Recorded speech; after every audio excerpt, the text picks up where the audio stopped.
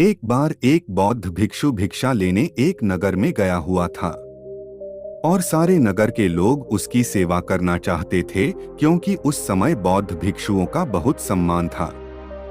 इसलिए जिसे भी पता चला दौड़ा दौड़ा उस भिक्षु के पास पहुंचा। उन्हीं में से एक वेश्या भी थी जिसने उस भिक्षु के बारे में सुना तो उसे देखने चली गई और जैसे ही उसने उस भिक्षु को देखा वह देखती ही रह गई। उसने उस भिक्षु के पैर पकड़ लिए और कहा कि मैं एक वेश्या हूँ और कोई भला आदमी मेरे द्वार तक नहीं आता, इसलिए मैं ये चाहती हूँ कि आप मेरे अतिथि बनकर मेरे साथ चलें ताकि कुछ दिन मैं भी आपकी सेवा कर लूँ। असल में वो वेश्या उस भिक्षु पर आसक्त थी। उसने आगे कहा कि हे महात्मा, मैं भी कुछ धर्म कमाना चाहती हूँ और ये भी हो सकता है कि मेरे भी मन में कुछ ऐसा भाव आ जाए कि मेरा भी उद्धार हो जाए। सभी नगरवासी उस वेश्या की बात सुन रहे थे और इससे पहले कि भिक्षु कुछ कह पाता वे बोल पड़े कि तुम क्या कह रही हो? एक बौद्ध भिक्षु तुम्हारे कोठे पर कैसे जा सकता है? इससे तो भिक्षु को पाप लगेगा। नगरवासियों की बात सुन वेश्या ने कहा कि मैं इन्हें अपने पाप को मिटाने के लिए ही अपने साथ चलने को कह रही हूँ।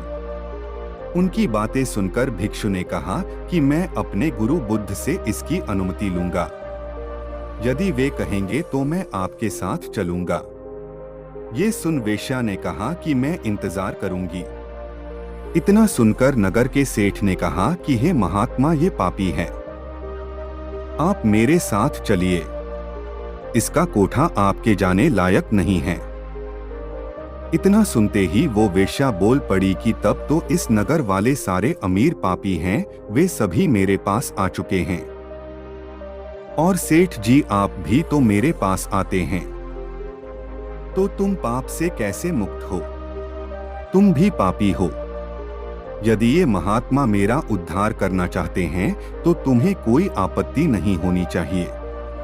नगर का सेठ चुप हो गया और बौद्ध भिक्षु गुरु बुद्ध के पास अनुमति लेने लौट गया। गुरु के पास पहुंचकर उसने अपने साथ हुई घटना के बारे में अपने गुरु को जानकारी दी। गुरु के सभी चेले ये बातें सुन रहे थे और सोच रहे थे कि अब गुरु क्या कहेंगे। कुछ चेले सोच रहे थे कि अनुमति नहीं मिलनी चाहिए और कुछ एक ऐसे चेले भी थे जो चाहते थे कि अनुमति मिले ताकि वे भी कल को किसी ऐसे स्थान पर रहकर कुछ समय बिता सकें। गुरु ने सब कुछ सुनकर कहा कि जाओ और उस औरत का भला करो। आज्ञा पाकर भिक्षु लौट गया और कुछ महीने बाद उसी औरत वेश्या के साथ लौट आया।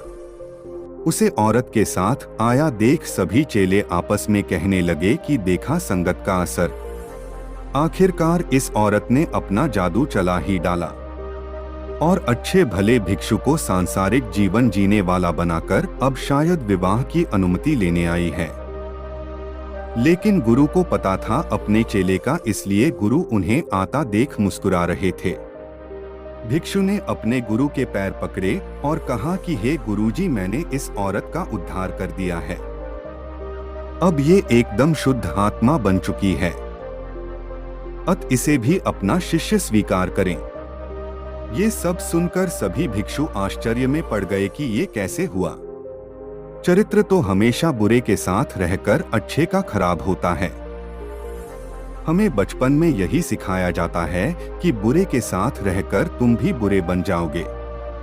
तब गुरु ने कहा कि देखो इस भिक्षु को जिसने मेरी आशा के अनुरूप कार्य किया।